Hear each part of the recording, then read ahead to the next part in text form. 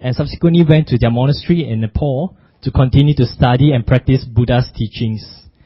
In 1977, she received a novice ordination, and in 1986, she received Bhikshuni ordination in Taiwan. It's a full ordination. Venerable Chodren studies and practices Buddhism of the Tibetan tradition for many years in India and Nepal under the great teachers such as His Holiness the Dalai Lama, Zengzab Sekong Rinpoche, and Lama Zopa Rinpoche. She was a resident teacher at Amitabha Buddhist Center in Singapore. She was also the resident teacher at Dharma Friendship Foundation in Seattle, where she continues to be the spiritual advisor. Venerable has also edited and written a couple of books. Among them are Open Heart, Clear Mind, Working with Anger, Tara the Liberator, and Cultivating a Compassionate Heart. If you would like to get a copy of the books, you can inquire the booth just outside the hall. Venerable Chodren travels worldwide to teach the Dharma. North America, Latin America, Israel, Singapore, Malaysia, and other communist countries.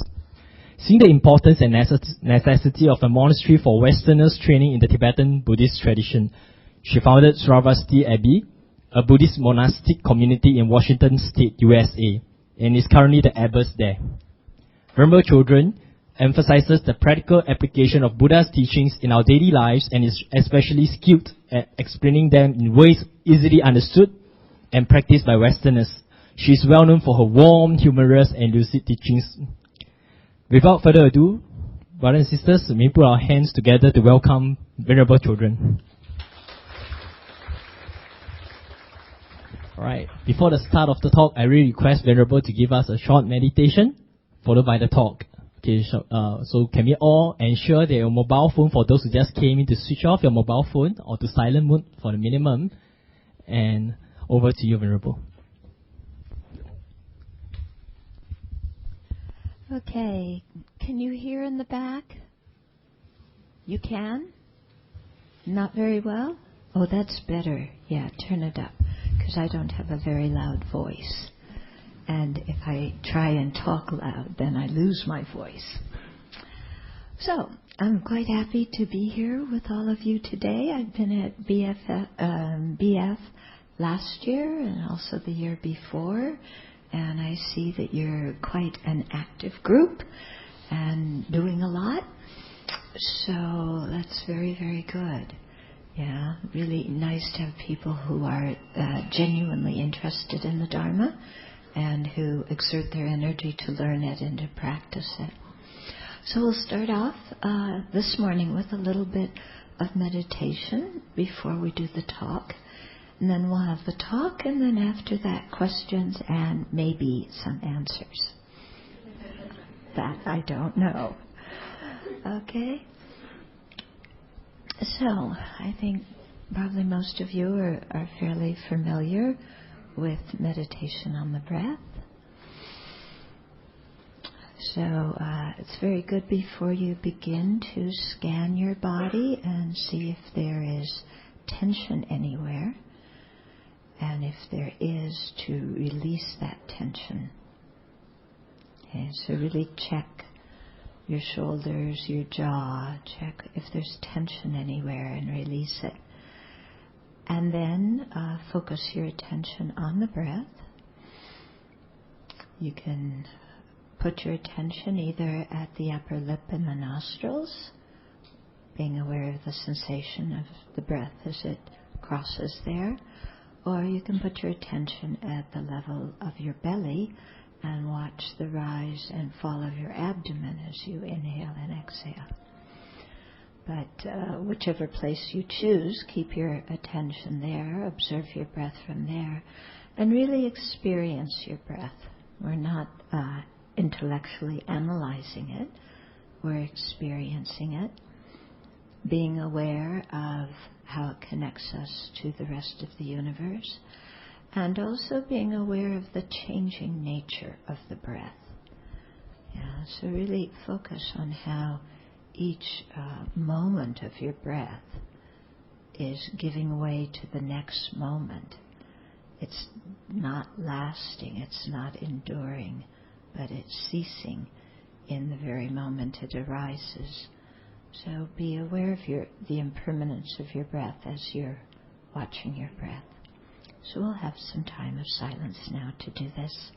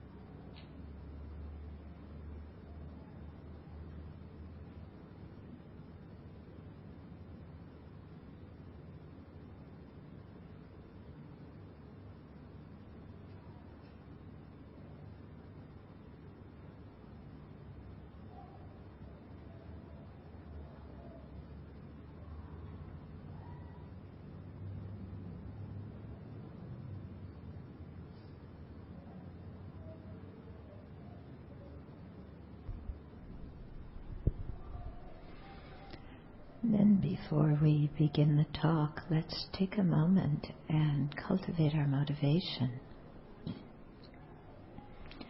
And so to think that we will listen and discuss the Dharma together today so that we can release our faults and afflicted mental states, so that we can cultivate and expand our good qualities. And let's do this not merely for our own sake or even for our own liberation, but let's have a very far-reaching perspective and practice the path for the long-term benefit of each and every living being, and with the aspiration to become a fully enlightened being, a Buddha, so that we can, or will, have the wisdom, compassion, and skillful means to best be of benefit to all living beings. So for a minute, create that long-term motivation, your really deepest, innermost spiritual aspiration, and get in touch with that as something that's very real to you, that's very important to you, that aspiration to become fully awakened for the benefit of all beings.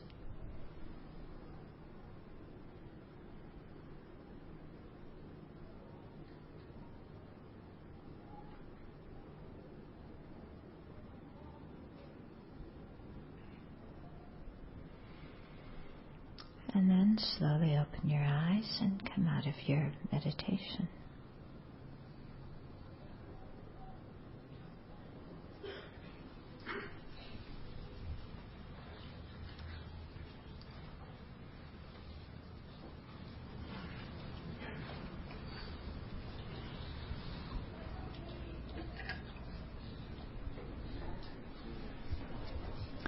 Let's wait and welcome the newcomers. There's a considerable number of them.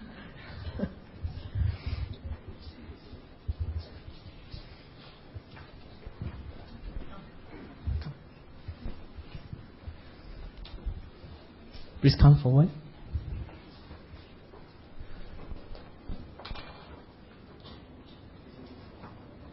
Alright, today's topic, I'm sure everyone knows, is something close to our heart. Apart from the 2C, being caring and compassionate to all around us, there's another C that's close to us that we always do, and that's complaining. Why is the sun so hot today?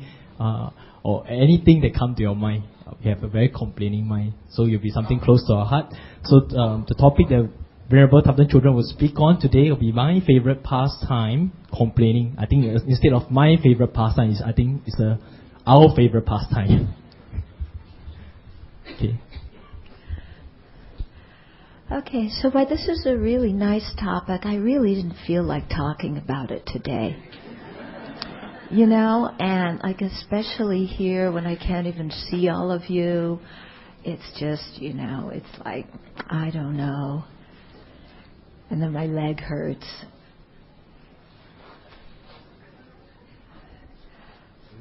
You want to hear the rest of my problems? I'd be happy to tell you,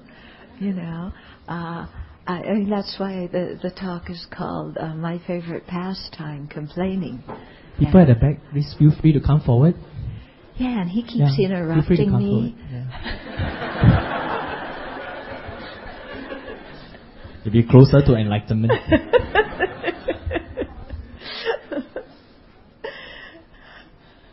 Okay. So, let me know when you're ready.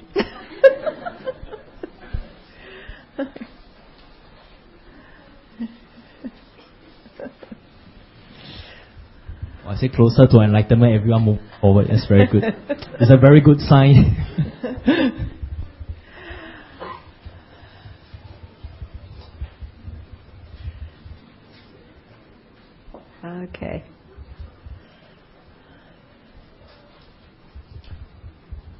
Are you ready? No, I'm fine. Thank you.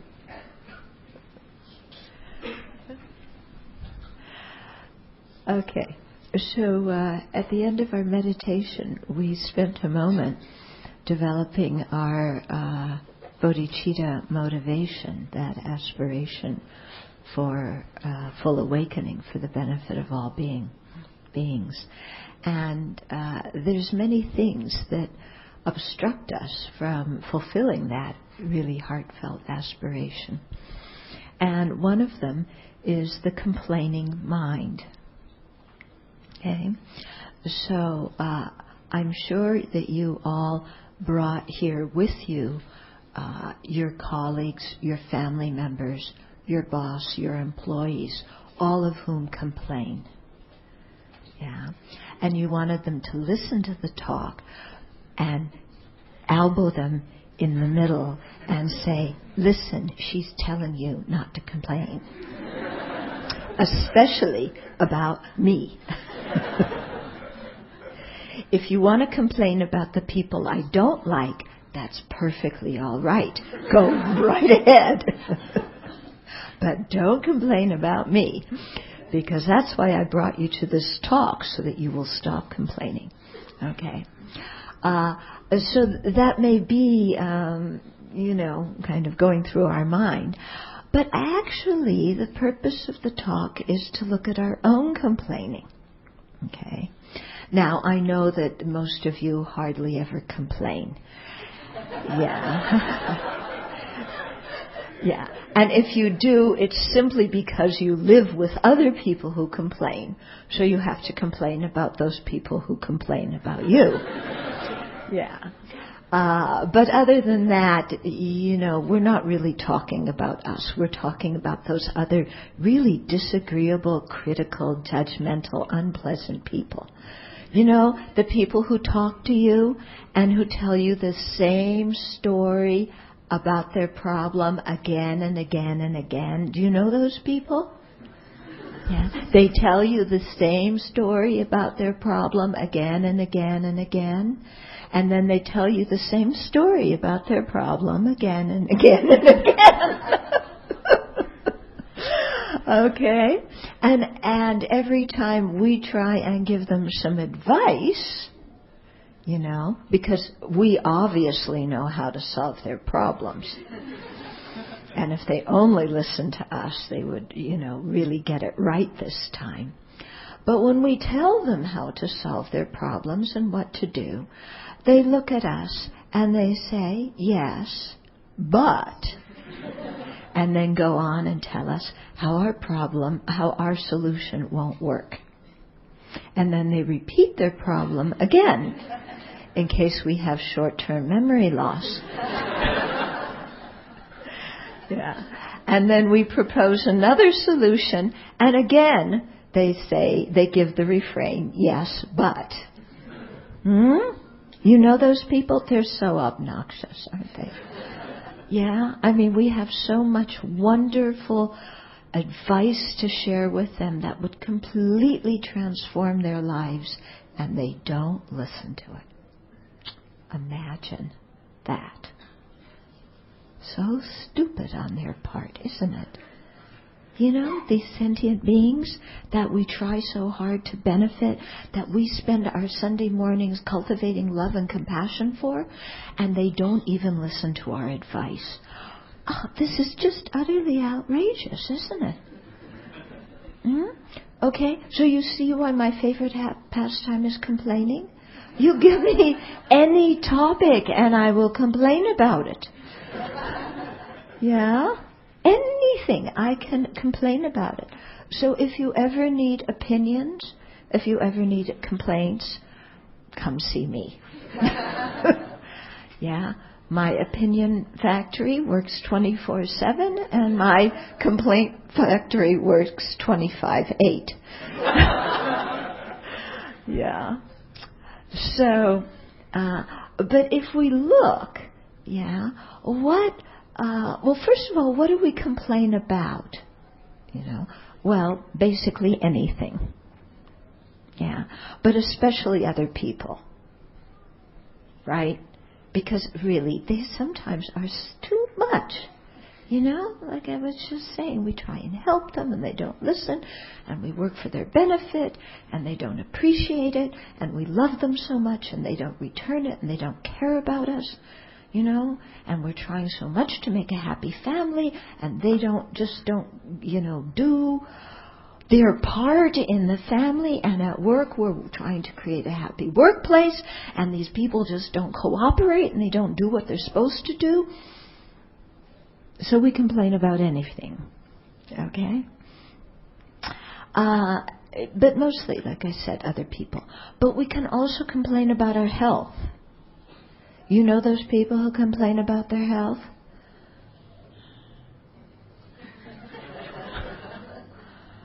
So boring. Oh, my stomach hurts. Oh, my hip hurts. Oh, my little toe hurts. My little finger hurts. Oh, I'm in so much pain. So we complain about our health. Yeah. We complain about the government. Well, I don't know in Singapore if you do. Maybe in private you complain, but not in public. Yeah. In the States, we complain a lot about our government, very publicly. Yeah.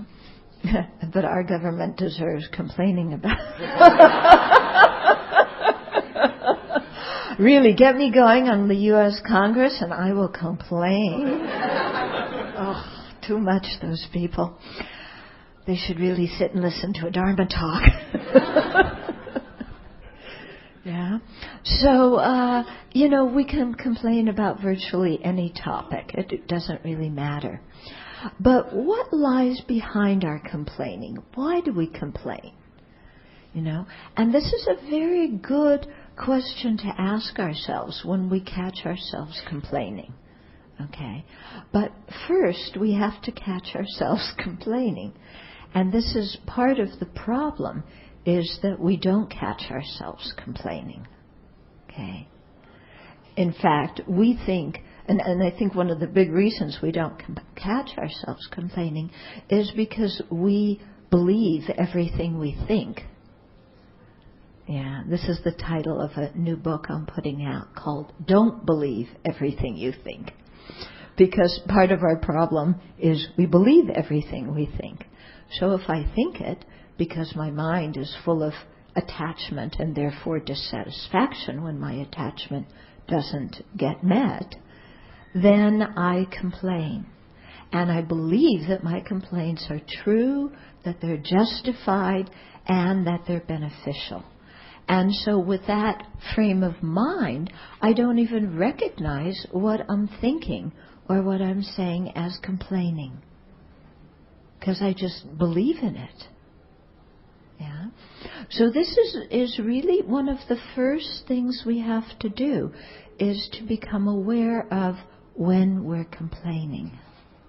Mm-hmm.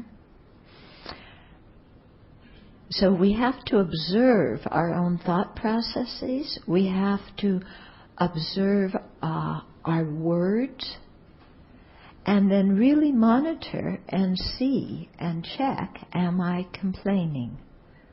Yeah? Or am I speaking beneficial words at the appropriate time with a good motivation? Okay, so we need here a lot of what they call samprajana.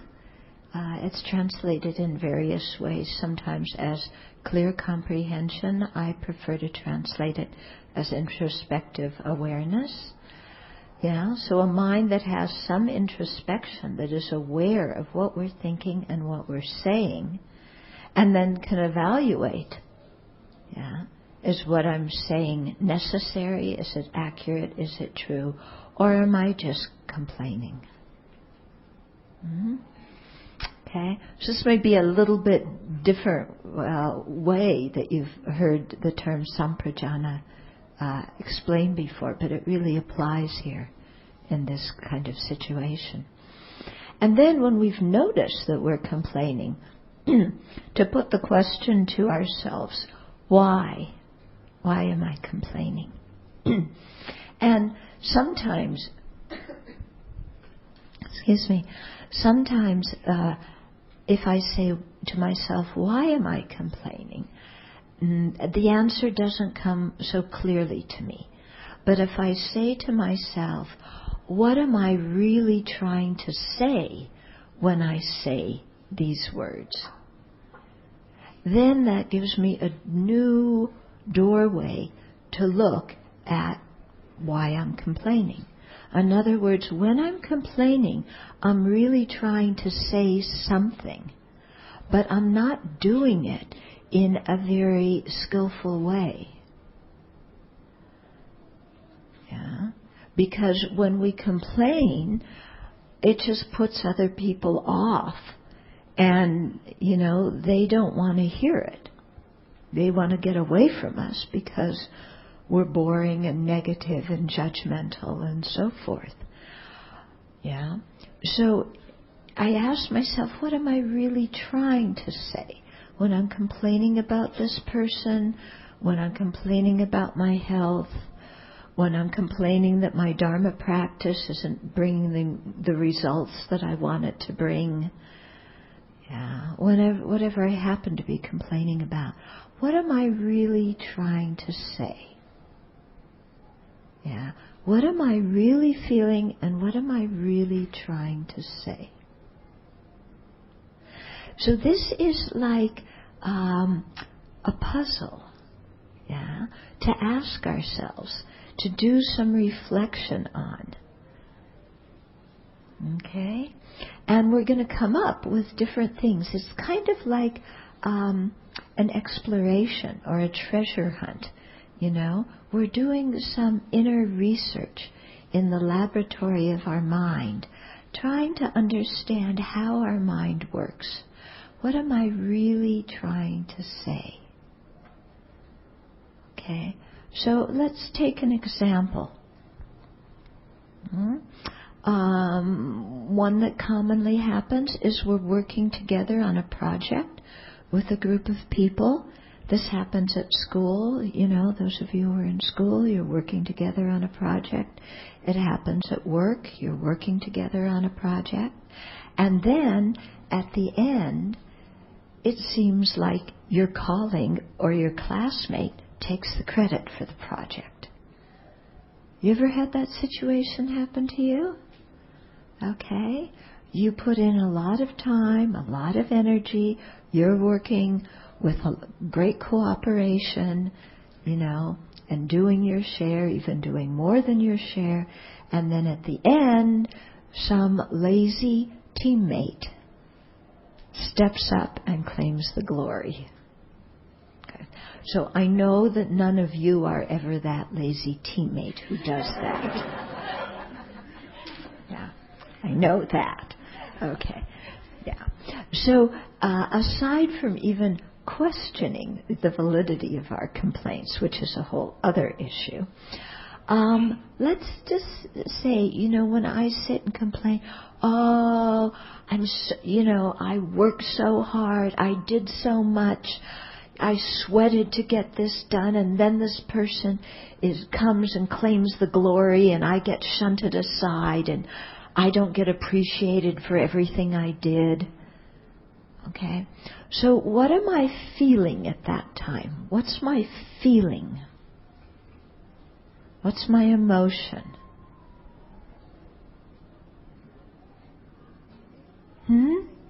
Anger. Yeah, I'm angry.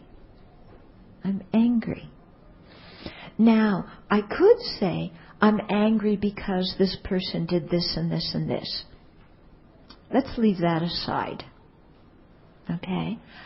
I'm angry, but what is it that I really need in that moment? What is it that I'm really wanting in that moment that I'm not getting? And the not getting of it is leading me to complain about the situation, about the other person. What is it I'm really wanting? Appreciation. Okay, and recognition. So I feel angry because I need appreciation and recognition. That's what I'm really trying to say, isn't it? When you look at the bottom of it, it's not really that I'm trying to say so much about the other person, blah, blah, blah. But I'm really trying to say, I feel upset and angry because I need appreciation and recognition. Now, I find for myself that when I can get to that point of recognizing what I'm feeling and identifying what I'm actually needing, that already starts to calm the complaining mind, because I'm in touch with myself. And I'm focused on what's going on in me instead of focused on all my projections and judgment about what the other person's doing. Okay? Because when I focus on what the other person's doing, that makes me even more frustrated because I can't change what they're doing. Yeah? And see, this is why complaining often is a dead end, is because we complain about what other people do, or we complain about an external situation, but we don't have the ability to change it, because we can't control what other people think or what they do. Okay? But when we leave aside their actions and we ask ourselves, what am I feeling and what am I needing? Then we're getting in touch with ourselves and we're beginning to work with our own mind. And that's something that we actually can do. Okay? So, I'm needing appreciation, I'm needing recognition. When I say that, I don't tie it to that specific situation and that person's actions. I don't say, I need appreciation from my boss, or I need recognition that I did all this work on the project. Don't tie it to the situation. Just, basic human needs. I need recognition and appreciation. Then, it's very interesting to ask ourselves, how can I give myself some recognition and appreciation? Yeah. Maybe if I need those, I can give them to myself. I don't need to depend on other people giving them to me. Yeah. So I recognize that I really worked hard on this project, and I recognize that it really stretched me, and I had to learn something new to be able to do this project. So the project actually benefited me in many ways. I learned some new skills because it was very challenging for me. It stretched me and made me grow. Yeah. So I can give recognition to myself for my endeavors and also for what I learned from it. Yeah. And I can also appreciate myself, saying, I know when I go to bed at night that I did a good job. Whether other people notice it or appreciate it is not as important in the long run as whether I know in my own heart that I did well and that I appreciate myself. Because as many people, external people, can say all sorts of nice things about me and appreciate me, but as long as I don't appreciate me, I don't feel fulfilled. Whereas when I appreciate me, then it's not so important what other people say and do. You getting what I'm saying? Yeah? So if I can sit down and really appreciate the work that I did on the project and my commitment and my, good motivation and my skills, then that may be just the appreciation that actually is fulfilling that need. And when that need is fulfilled, then I don't need to bellyache about the other person so much. You getting what I mean? Huh? Okay, let's take another situation. What else do we complain about? Yeah. Well, our husband or wife, our boyfriend or girlfriend doesn't love us enough. Right? Yeah. Our parents don't love us enough. Our children don't love us enough. We don't have enough love. Anybody here have enough love? Couldn't you use some more? Yeah. So, we don't feel like we have enough love. So what do? We complain. Yeah. Oh, I've been married to this guy for, however long it is. And we had such a wonderful romantic relationship at the beginning. And he loved me so much and brought me flowers and told me I was beautiful and intelligent and did things for me. And now all he does is leave his dirty socks around for me to pick up. And he expects me to clean the dishes after him and to take care of all the kids while he goes out with his friends. And when he comes home, he doesn't even say hello. He just falls asleep in the bed or on the sofa. And then wakes up the next morning and snaps his fingers because he wants me to bring him a cup of coffee.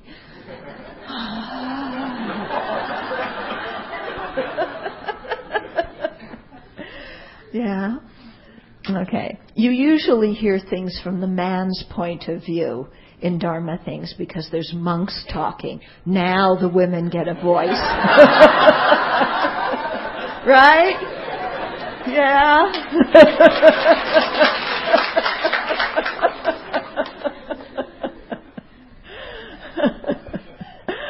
Okay. So we complain about our husband, or the men complain about their wives, or you complain about your parents. Oh, my parents are getting so old, and, let me complain. My father's 90 years old. He still wants to drive. It's not safe. How do I get him to stop driving? And he falls a lot, but he doesn't want anybody to stay with him because he wants to feel like he's independent, and so complain about our parents, right? Yeah. And then our parents complain too much. Yeah, we complain about our parents complain. And then our children, well, you guys have children. I'm free of that. Thank goodness. Oh, what a blessing being a nun is. You complain about your children. Oh, they don't study. They're not going to get anywhere. Their life's going to be a failure. They talk too much. They don't talk enough. They play too much. They aren't serious. They should be studying all day, all night. I know they're 7 years old, but they've got to get working on those grades for a good college and university application so that they can make a lot of money, so that they can be successful, so they can support me when I'm old, and so that... And so that I can brag about my children because all my siblings and my friends brag about their children. And I need to, and my children are just such lazy, why don't they do this and that? Right? Yeah. Okay.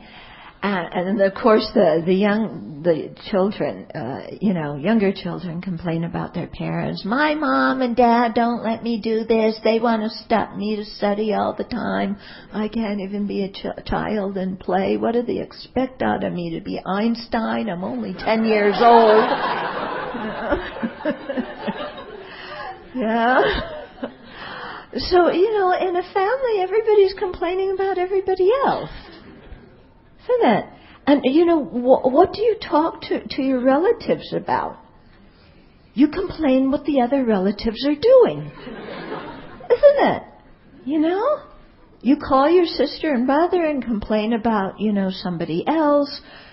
Yeah, you go to your parents and you complain about your siblings. Yeah, you talk to your children, you complain about your husband or your wife, which is really damaging to the child. Yeah, but we just complain. Yeah, but what are we really feeling, and what are we really trying to say when we're complaining about our family members? Okay? So what are we feeling when we complain? What's our feeling? There could be several feelings here. But in general, what are we feeling? Pardon? Yeah, so we're feeling some love and concern. We may also feel some frustration. Yeah? Some frustration. Okay. Some concern. What else? Impatience. Expectations. Expectations isn't a feeling. It's not an emotion. Okay? But our expectations aren't being met. So what do we feel when our expectations aren't met? Unhappy, angry, disappointed. Okay? So there could be a whole number of different feelings that we're having according to the different person and the different situations in which we're complaining about a family member. Okay? So it's important to identify what feeling that we're having specifically. Okay? And then what is it we're needing? What is it we're needing? Yeah? When we go back to that first example of the wife complaining about what her husband's doing or not doing, what's she needing?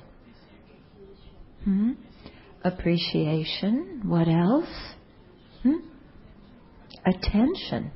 Yeah. What else? Love. Yeah.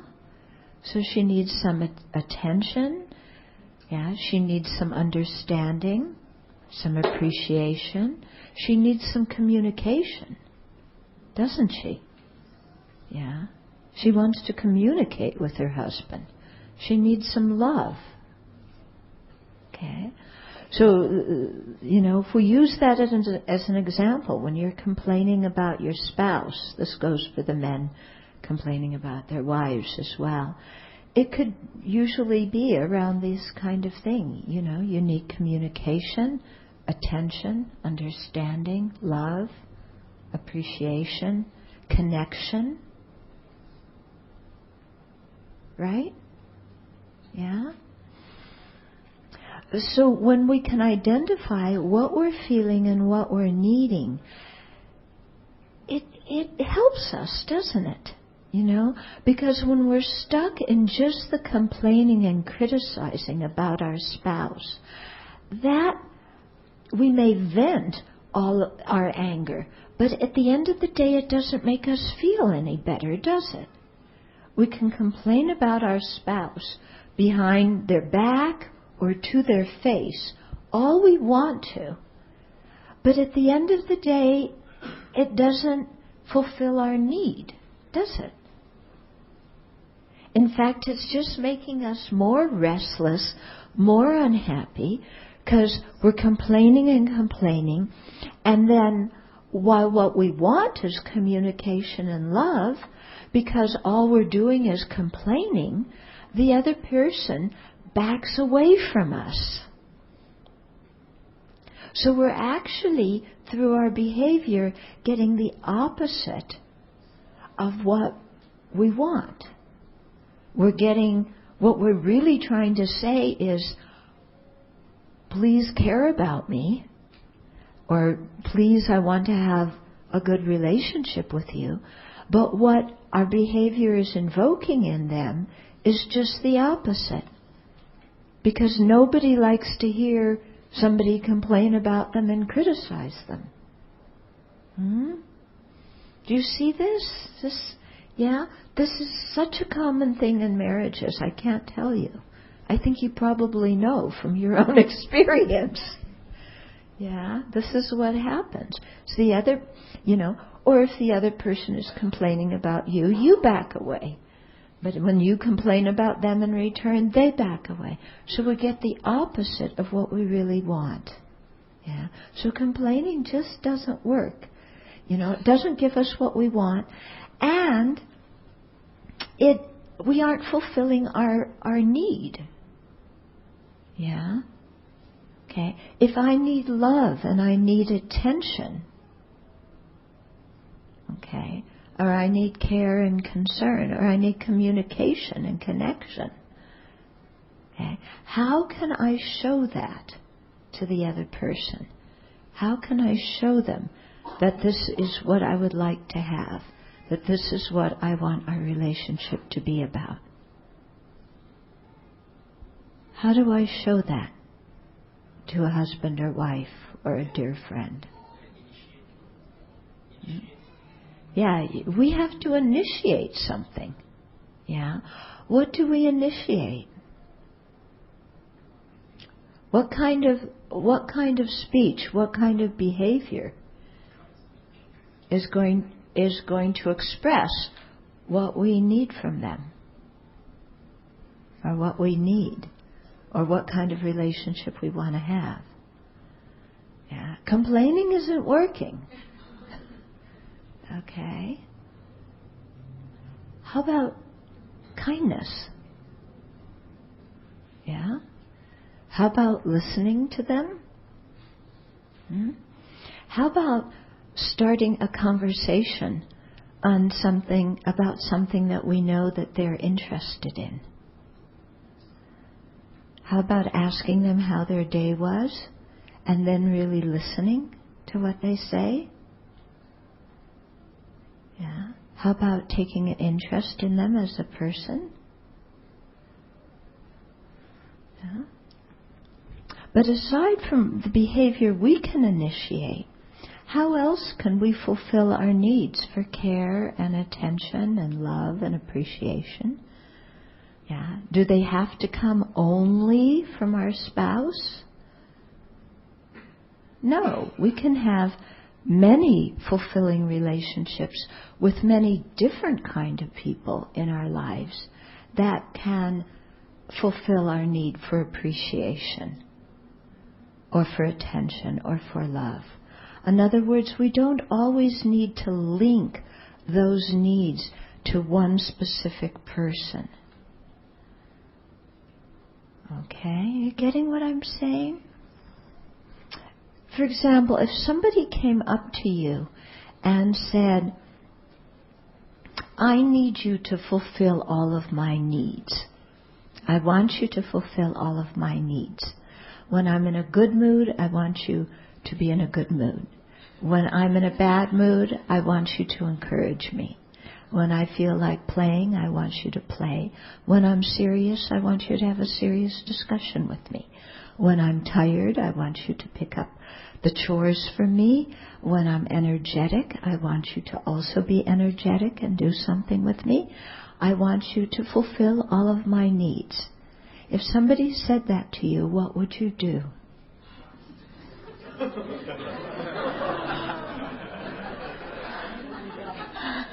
You know, you'd probably faint. And then when you recovered, you'd run away as fast as you could. Yeah, because we would say, hey, don't expect me to fulfill all of your needs. I'm a human being. You know, I have my own moods and feelings and needs. Don't expect me to be what you want me to be when you want me to be it.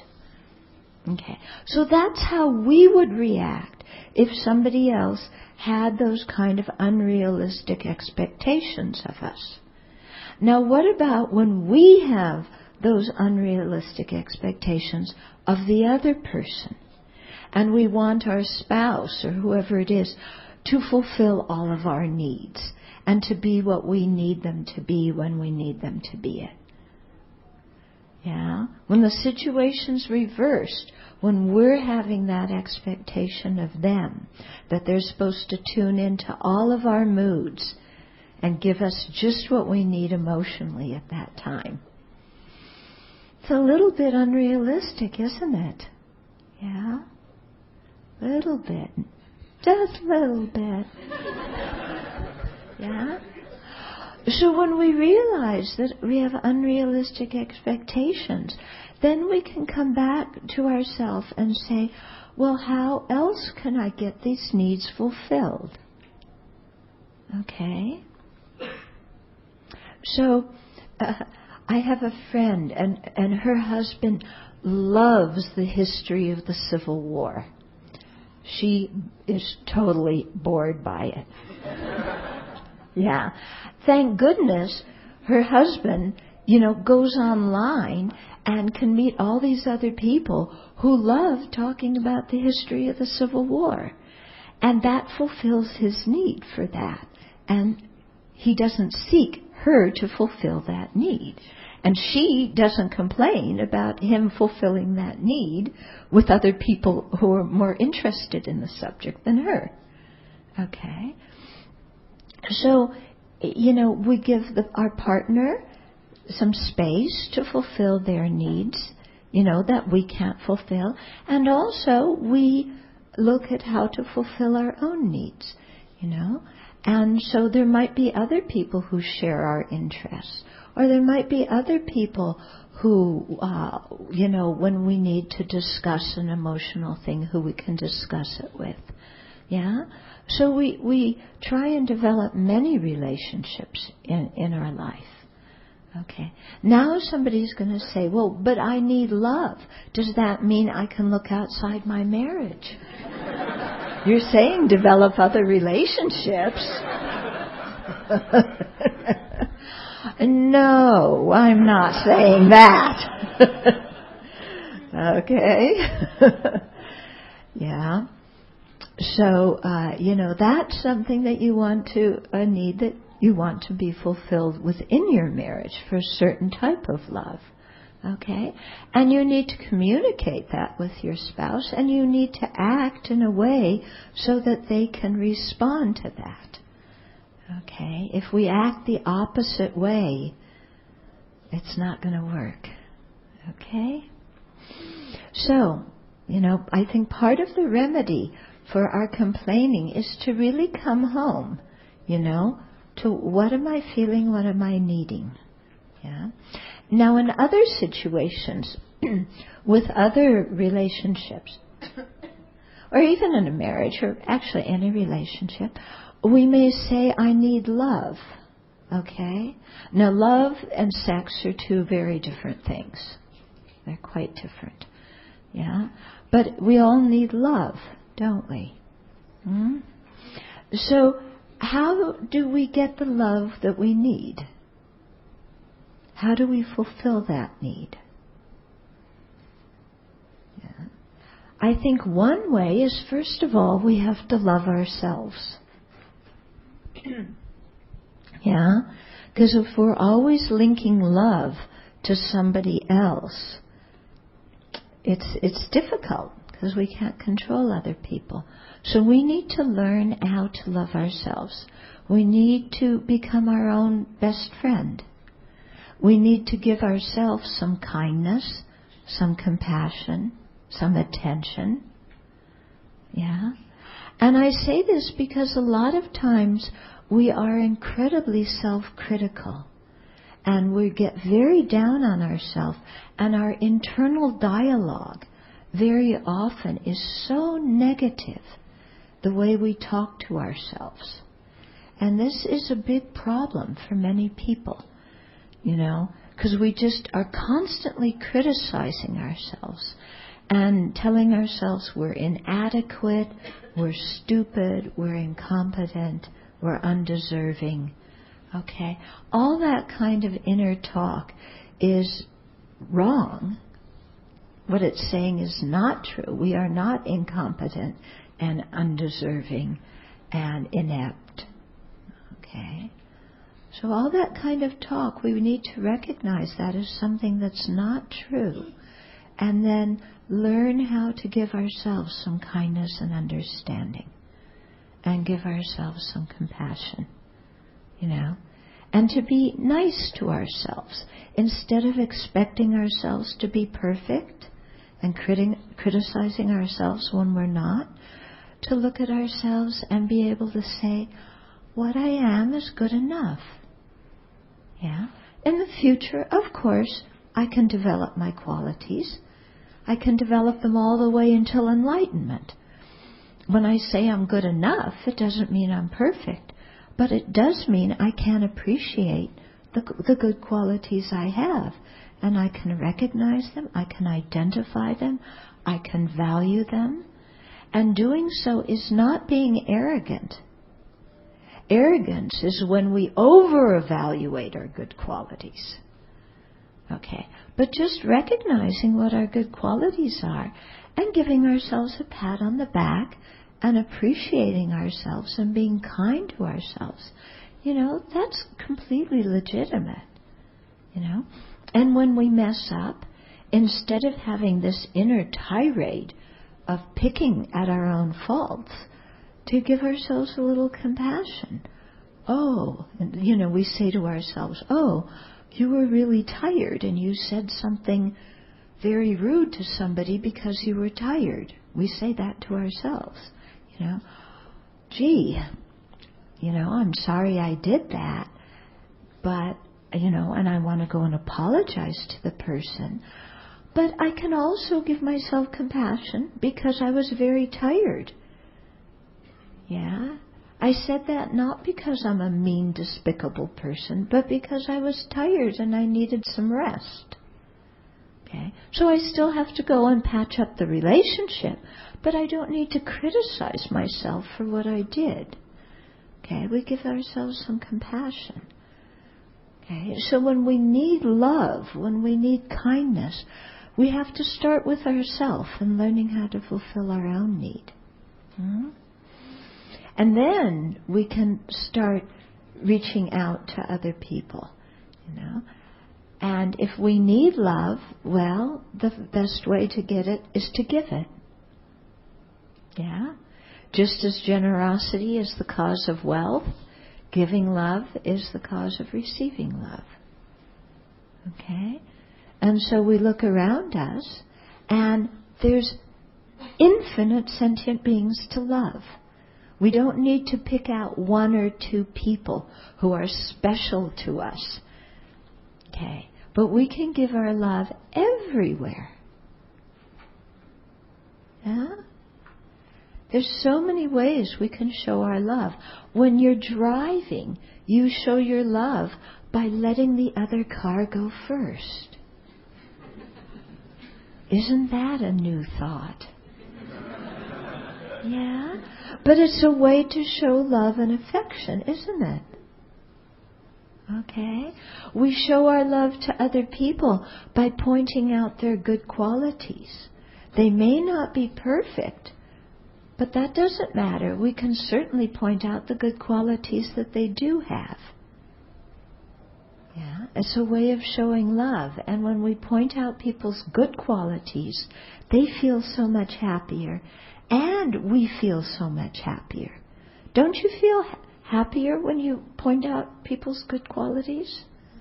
And especially with your children, instead of nagging and pestering your children, point out their good qualities. It's a wonderful way to show love to your kids. Yeah, you don't have to be a drill sergeant with your children. Yeah? So your kids aren't perfect, that's okay. But you can certainly say, oh, you did that task well. Or you spoke very kindly to your brother or sister. I appreciate that. Yeah. Or I can see you're really trying on your math lesson, even though it's difficult. Yeah. So to give your kids credit for what they are doing, that's a way of showing love. And it helps you train to see all the good things your kids are doing. And that makes you much happier than when you're always picking faults at your kids. Doesn't it? Yeah. Okay? So when we want love, to just look at how we can point out others' good qualities, how we can show even just small acts of kindness to other people. It's all ways of showing metta, isn't it? And it doesn't need to be directed towards one or two special people in our life. It can be directed towards everybody. Yeah. Okay. So I noticed that the young people were selling sweets outside, cookies and cupcakes, and, but you purchase them. It's a way of showing support for the young people, showing your love and care and affection for them. And then you get something, you get a treat, and then you give it to somebody else. And then that's a way of showing love and care and affection for whoever you give your cupcake or your cookie to. Then you get double satisfaction and no weight gain.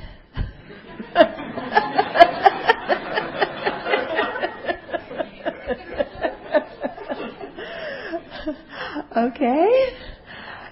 So we look, and there's so many small things that we can do to show affection and care for others. And we feel so much better when we do those things. And so when we do that, that fulfills our need for care. It fulfills our need for love and connection with others. And then incidentally, how we're acting is making other people want to connect with us. Okay. Sorry, very much sorry to interrupt the talk for a while. Is there any medical doctor in the hall? There's someone who's not feeling well. We need a medical doctor. Anyone here who's a medical doctor? Okay. Thanks very much, sister. Okay. Thank you. Actually, it's a good time to pause because I told you we'd have some time for Q&A, so let's do that now. Okay. So, thank you, Venerable. Can we all say sadhu 3 times first? Sadhu, sadhu, sadhu. Sadhu, sadhu, sadhu actually means excellent, excellent, excellent, or rejoice, rejoice, rejoice in listening to such a powerful and wonderful Dharma that the Venerable has shared with us. And hopefully that has effects in us. And we can learn and we practice in our daily life. That will be double the sadhu. Alright then, can we have any first questions? Alright, Brother Jiang Wei. Thank you, Venerable. I'm not complaining about your talk. You better not. I gave a wonderful Dharma talk and I want appreciation.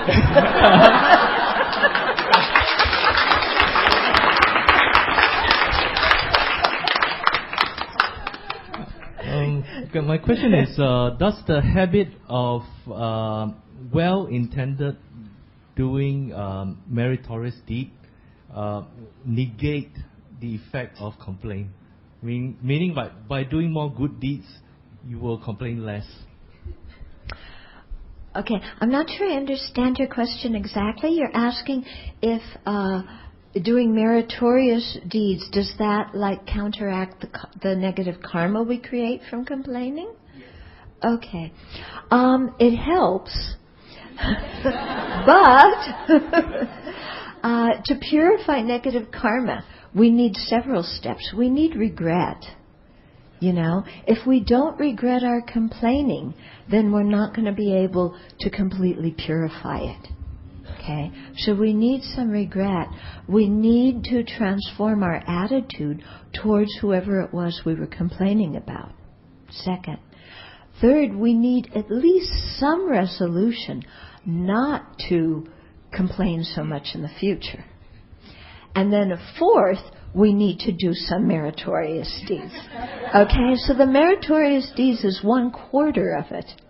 Yeah, but we need the regret, the change in attitude, and some determination to change ourselves so that we don't do it again.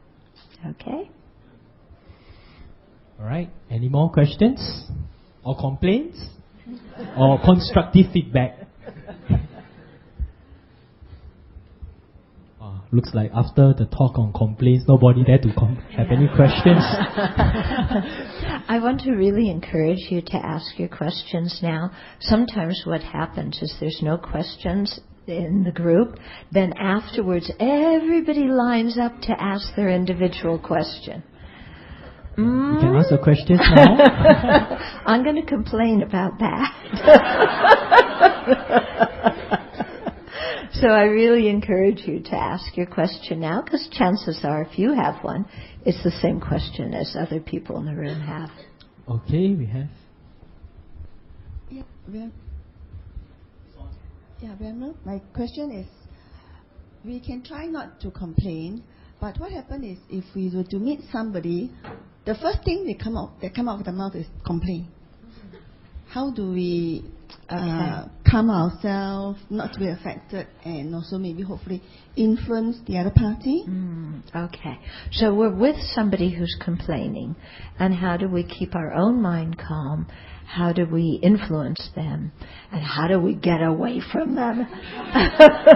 No, I'm joking. Well, maybe not. Okay. So what to do when we're with somebody who's complaining? There's this thing called reflective listening that can be very, very helpful. And just as, when we're complaining, we need to get in touch with our feelings and our needs. In the same way, if we hear somebody else complain, to say, oh, it sounds like you're really sad, or it sounds like you're angry. So try and help them to identify the feeling. And then sometimes take a wild guess at what they're needing. Oh, you feel really sad because, you had certain expectations, or that's not a need. You feel sad because you wanted happiness in this situation, or you feel disappointed because you need to know that people are really trying. Or you say, oh, you feel angry because you need some affection or attention. So sometimes, actually it's better to ask it as a question, do you feel angry because you need some attention? Or, do you feel frustrated because you need understanding? And then sometimes in saying that, it gets the person thinking about themselves and what they're feeling and needing. And then they may say to you, you bet I feel so frustrated. Yeah, and I really do need some understanding. And they may complain a little bit more after that. But then you keep coming back to that and, ask them about their feelings and their needs. Sometimes they need to really get a lot of stuff out of them. But when they know that you're really listening from your heart and that you're understanding what their feeling is and what their need is, we human beings, we all want to be understood, don't we? We all want to be cared for. We all want to be respected. So when the other person can sense that is coming from you, and that they have a chance to express themselves, then often they really calm down. Okay? Another thing, I think that's the best way to diffuse it. And then after that, what you can do is ask the person, you're a very intelligent person. What ideas do you have for how to work with this situation? Yeah? And really encourage their own creativity. Yeah? Okay. Right. Okay. Venerable, I always complain to the Buddha. How do we actually manage our feeling, especially towards the people who suck up our compassion or hijack our compassion? What do you mean hijack? Yeah, for instance, they know that we are kind to them, so they will just utilize abuse our feelings. Yeah. Okay. So basically what to do when we feel people are taking advantage of us. Is that it? Okay.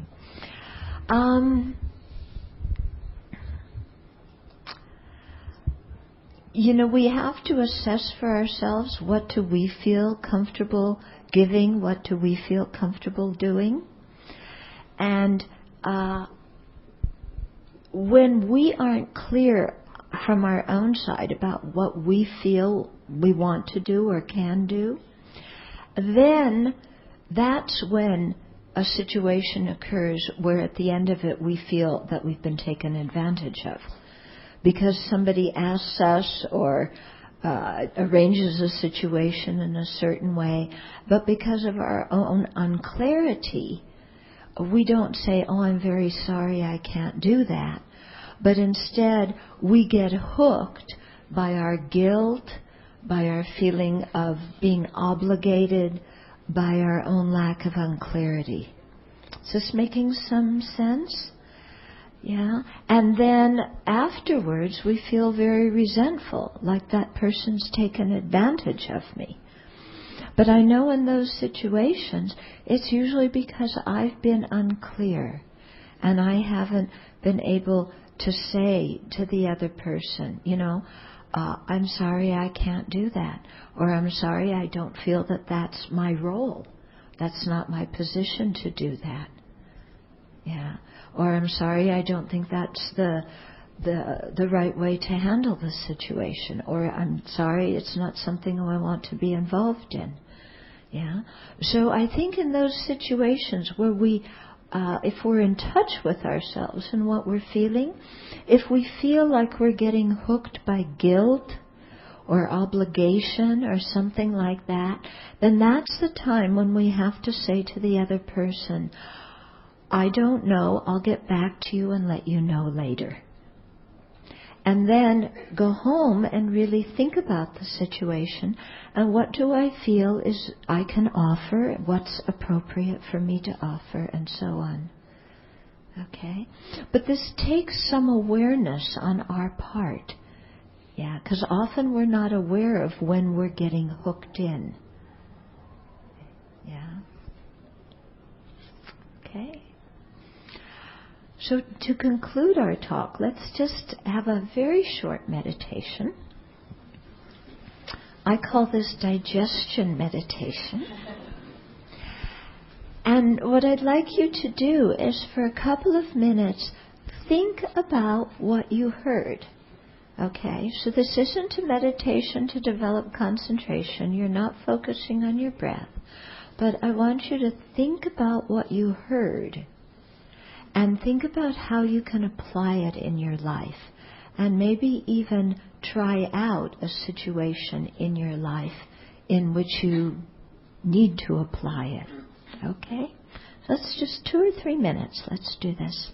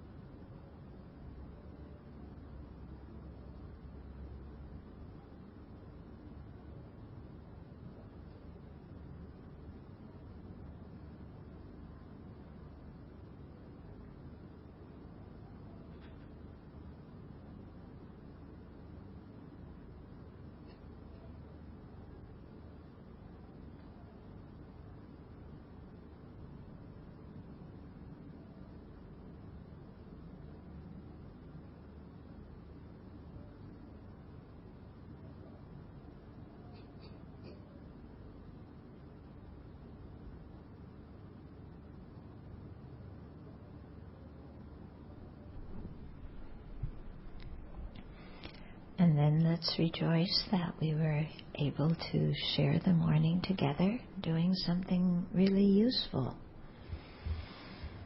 And rejoice at our own merit, rejoice at the merit that everybody here created.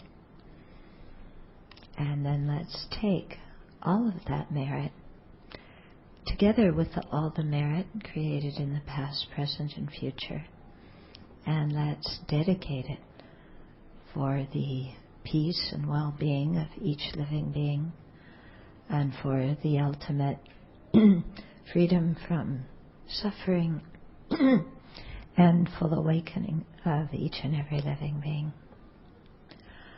Due to this merit may we soon attain the awakened state of Guru Buddha, that we may be able to liberate all sentient beings from their suffering. May the precious Bodhi mind not yet born arise and grow.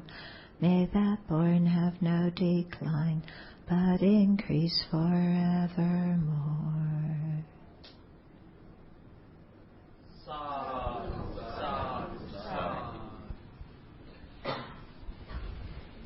So I think I'm coming back again this week. Is it on Wednesday?